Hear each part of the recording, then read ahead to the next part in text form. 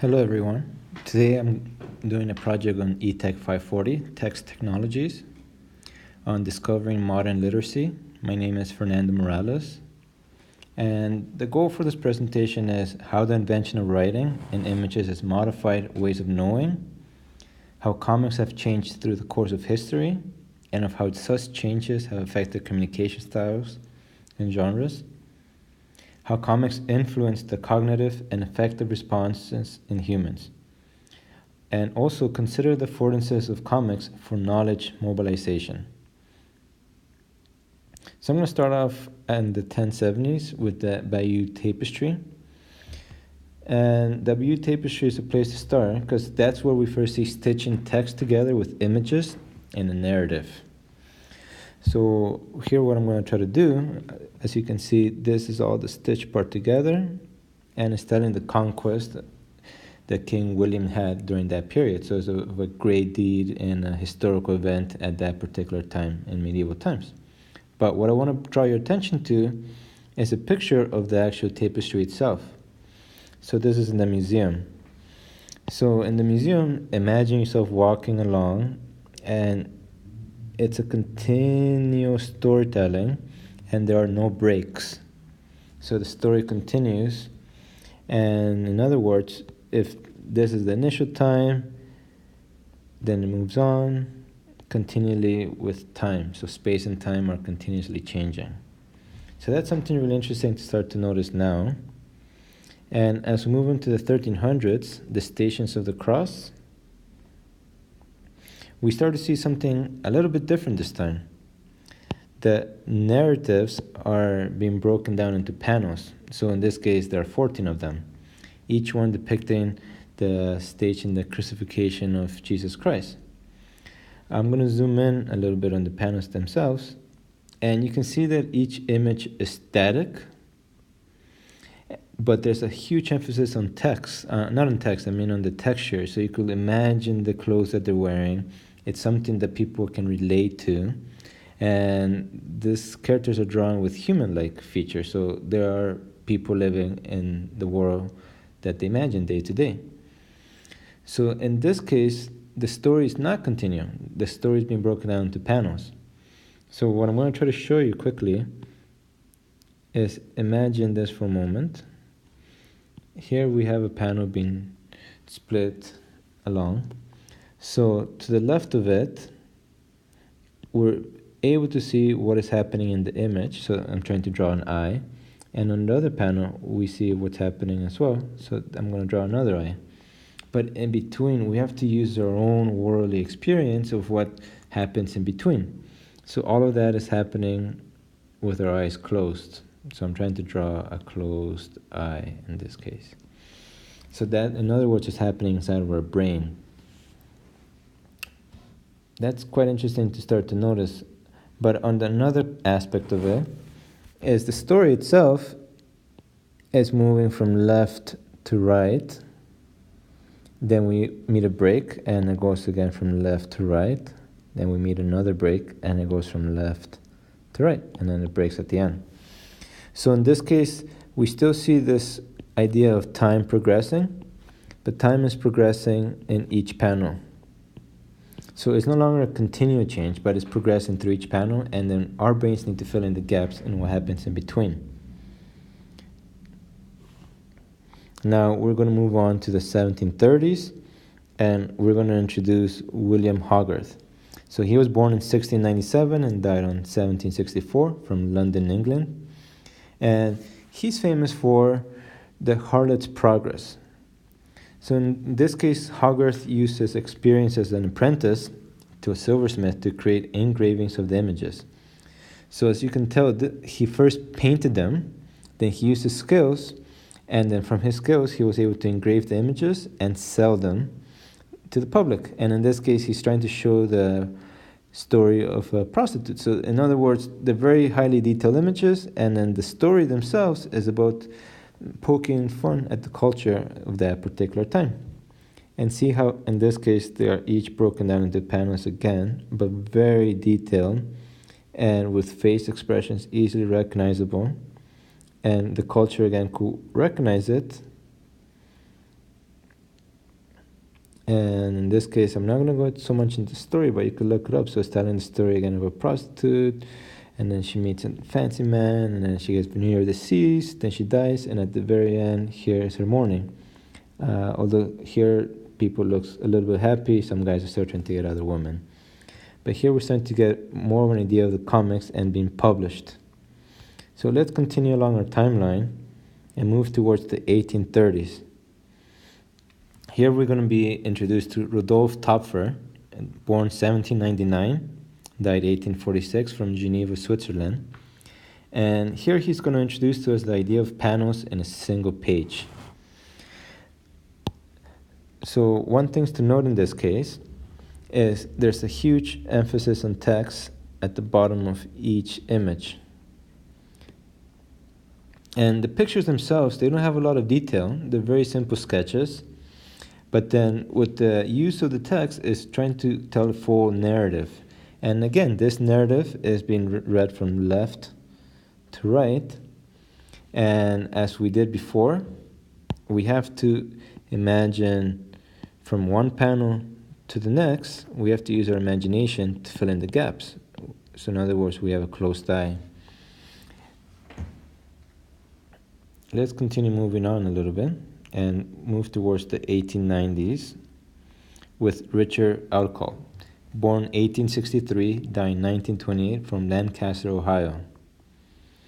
So here we're going to see the introduction of the New York World newspaper, and they began to publish cartoons. With the first cartoon, not the first, but the first recognizable and mass-produced and recognizable, like that reach mass media, is the Yellow Kid.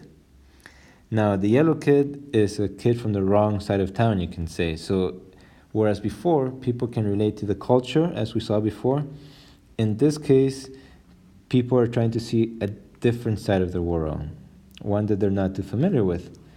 And in this case, we see another idea that this Yellow Kid is probably up to no good. He has a bottle of wine, and he's going to be drinking it, and he shouldn't probably be drinking it at that particular age. But let's see what he gets himself into.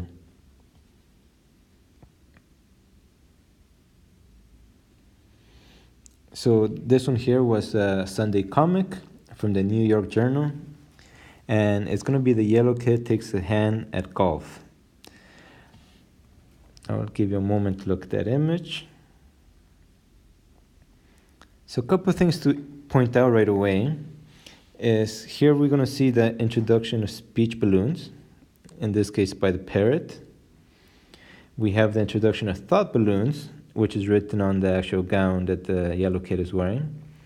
And we have the introduction of motion. So the motion are drawn by lines. And once again, in this case, the cartoonist, he's specifically telling us in which order to read it.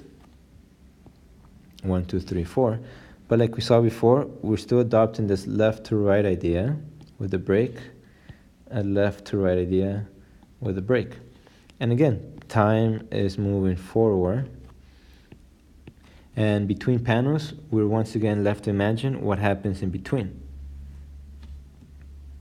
So notice that the camera angles is from afar. We're an observer. We're not actually part of the action, but we're just observing it from afar. And again, this was very interesting since he was in the wrong part of town, so he was giving the culture, or the main culture that were the newspaper readers, a little bit understanding of the other side of town without actually being in the other side of town, so not being as an involved member of this activity. So the Yellow Kid really took newspaper and the newspaper wars, you can say, because there was a huge money to be made. There was a lot of advertising, a lot of media production, like into cigarette boxes and so on. So in other words, the Yellow Kid really became at the forefront of advertising, and in particular used to sell newspapers. Then we're going to move a little bit forward towards 1905 with Winsor McKay, born 1867, died in 1934, from Spring Lake, Michigan. Now, in this case, let me show you here. we're going to get introduced to Little Nemo. Now, Little Nemo, it mainly takes place by a little boy, and then he's in his bed and he starts to imagine dream-like worlds. So we're no longer just taken to the other part of town, but we're taken into the world of other people, and in particular, almost a dream world. So this is really interesting because we're now starting to get a peek into the mind of the actual cartoonist. Also here, there's also a play with space itself. So whereas before we saw things happening from left to right, suddenly there's a different size in this image.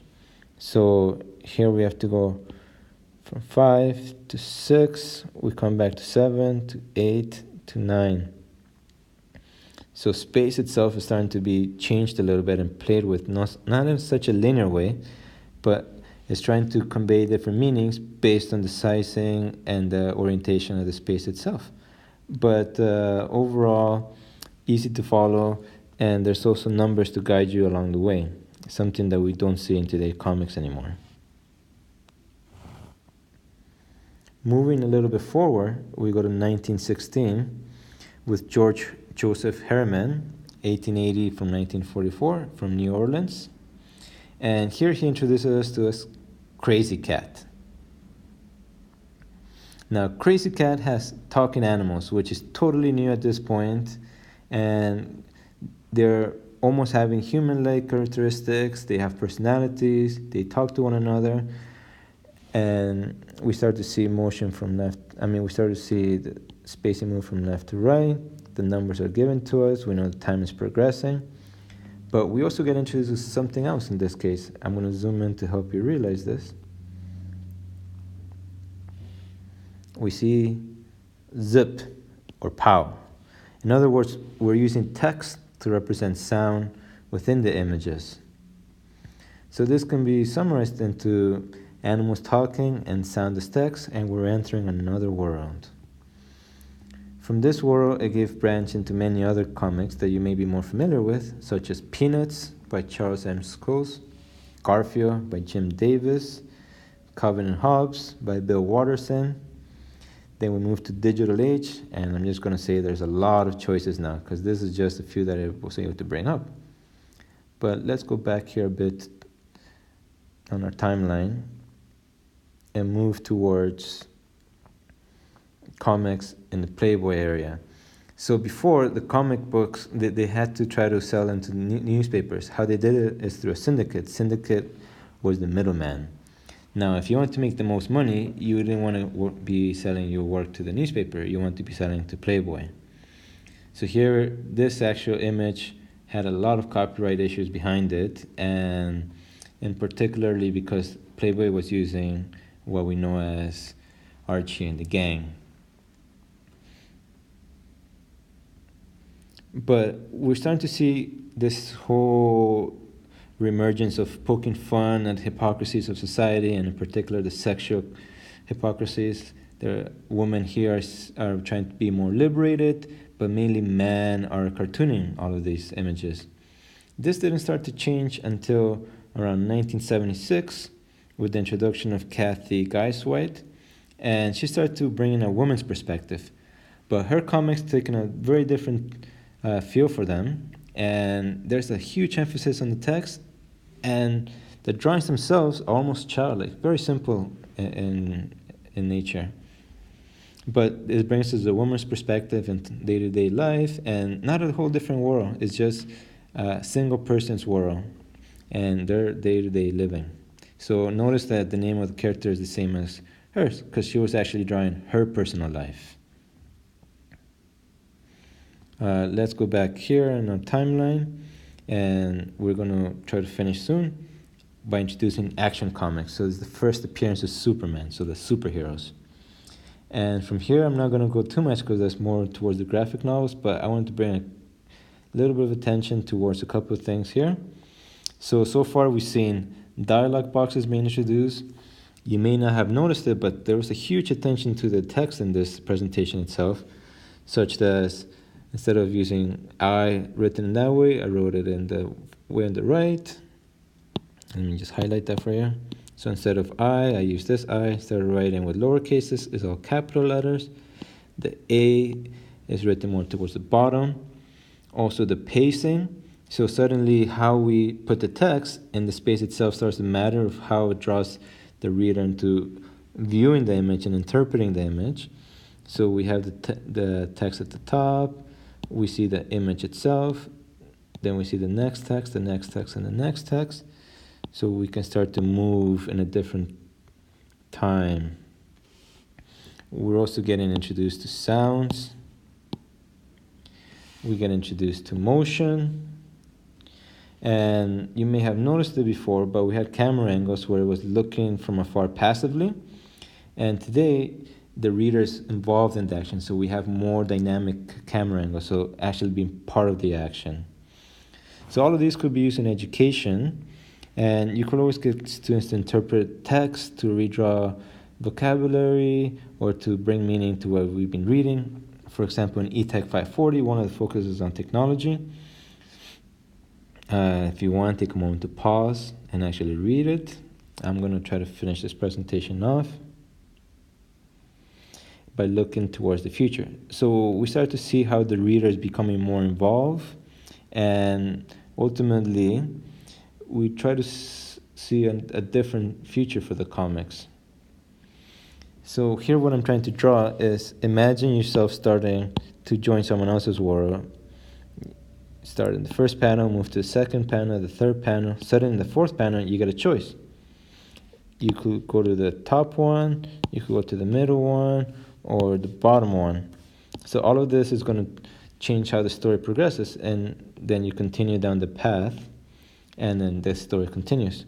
And notice how there's multiple breaks, and really this moves into virtual reality where you can start to be immersed into the actual narrative. So comics are all bringing all this into the future, and I believe that's going to take a huge part in our future with remediation of technologies, and comics is going to play a pivotal role.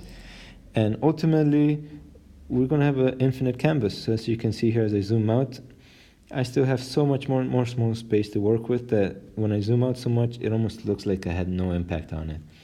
But again, this presentation already went over the time, and see, that was just a small little snippet into the history of comics. I hope you enjoy. Thank you.